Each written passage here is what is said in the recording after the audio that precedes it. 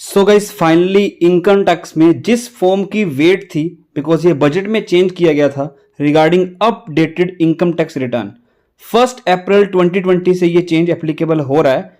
और ये फॉर्म को अभी नोटिफाई कर दिया है, बजट में आ गया था बट फॉर्म नोटिफाइड नहीं था कि इनकम टैक्स रिटर्न जो अपडेटेड फॉर्म है कि अगर आपने आईटीआर ऑलरेडी फाइल नहीं की है तब भी आप ये फॉर्म फाइल कर सकते हो। अपनी अपडेटेड रिटर्न का आपको एडिशनल 25% या 50% टैक्स पे करना पड़ेगा।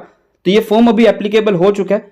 ये आपको कॉपी मिल जाएगी मेरे टेलीग्राम में, लिंक आपको डिस्क्रिप्शन बॉक्स में मिल जाएगा। सो अगर आप चैनल पे नए आए तो चैनल को सब्सक्राइब कर लो, बेल बटन को प्रेस कर लो और वीडियो को लाइक करना मत भूलना, बिकॉज आपका एक लाइक गाइस हमें काफी मोटिवेट करता है ऐसी वीडियोस अपडेट्स टाइमली शेयर करने में। So let's get started. Notification number आपके सामने है। ये जो फॉर्म है wide section 139 sub section 8A है। इसने रूल्स को चेंज किया, income tax 11th amendment rules notify कर दिया गया। ये 12AC updated return of income.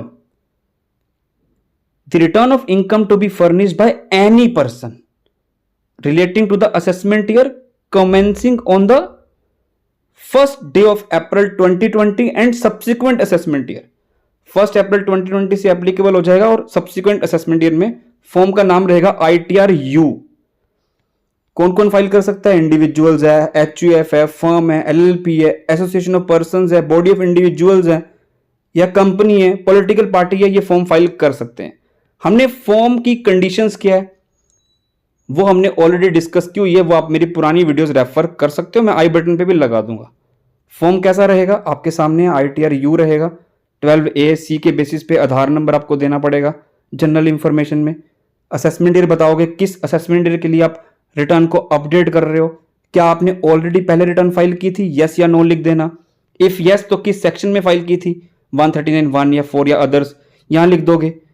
फिर उसके बाद क्वेश्चन पूछा जा रहा है कि are you eligible for filing an updated return, because आपको कंडीशंस चेक करनी है। कंडीशंस क्या है हमने ऑलरेडी कवर की हुई है रिगार्डिंग लॉस एंड ऑल, कोई प्रोसीडिंग्स चल रही है नहीं चल रही है, हमने डिटेल में डिस्कस किया अपडेटेड रिटर्न का, वो जाके वीडियो आई बटन पे जाके देख लेना। Please choose the ITR form जो आपके ऊपर एप्लीकेबल होगा, नंबर सिलेक्ट करना।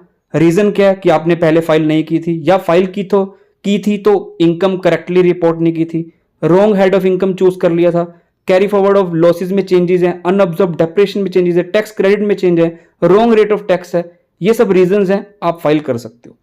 फिर आप ये रिटर्न कब फाइल कर रहे हो? विद इन 12 मंथ्स कर रहे हो from the end of relevant assessment year, because ये आप रिटर्न 2 साल के अंदर फाइल कर सकते हो from the end of relevant assessment year. Within 12 month करोगे from the end of assessment year तो रेट 25% है। 12 मंथ के बाद बट विद इन 24 मंथ करोगे तो 50% टैक्स है। हमने ये ऑलरेडी कवर किया हुआ है तो इसलिए हम क्विकली फॉर्म को गो थ्रू कर रहे हैं। अब अपडेटेड रिटर्न से क्या होगा? कैरी फॉरवर्ड लॉस रिड्यूस होंगे या टैक्स क्रेडिट में चेंज आएगा या अनअब्जॉर्ब डेप्रेशन में चेंज आएगा, तो उसके अकॉर्डिंग आपको यस या नो लिखना है। अगर यस है तो किस असेसमेंट ईयर में चेंज आने वाला है। नीचे आपको हेड ऑफ इनकम बताए जा रहे हैं, किस किस हेड में आप एडिशनल इनकम ऑफर करने वाले हो। सैलरी है, हाउस प्रॉपर्टी है, बिजनेस है, कैपिटल गेन है, अदर सोर्सेज हैं, कितनी एडिशनल इनकम दिखा रहे हो। अगर आपने ऑलरेडी फाइल की होगी already income, for example 4 lakh already file की हुई है, आप 2 लाख और दिखा रहे हो तो यहाँ 2 लाख आ जाएगा टोटल, नीचे 4 लाख आएगा। पहले फाइल नहीं की तो यहाँ 0 आ जाएगा, टोटल 6 लाख आ जाएगा। तो टोटल इनकम आप ऐसे दिखा सकते हो तो टोटल अमाउंट पेबल आ जाएगा। नीचे आपकी नॉर्मल अपने आप कैलकुलेशन आएगी कि यहाँ कितना टैक्स बन रहा है, कितना रिफंड आएगा, टैक्स की पेमेंट्स आपकी यहाँ पे आएंगी। नीचे आप वेरिफिकेशन कर सकते हो। ये फॉर्म आपको मिलेगा मेरे टेलीग्राम में, जाके डाउनलोड कर सकते हो। कंडीशंस क्या है वो ऑलरेडी हमने कवर किए हैं, जाके देख लेना। वीडियो में कुछ भी लाइक करना मत भूलना। Till then goodbye and thank you so much.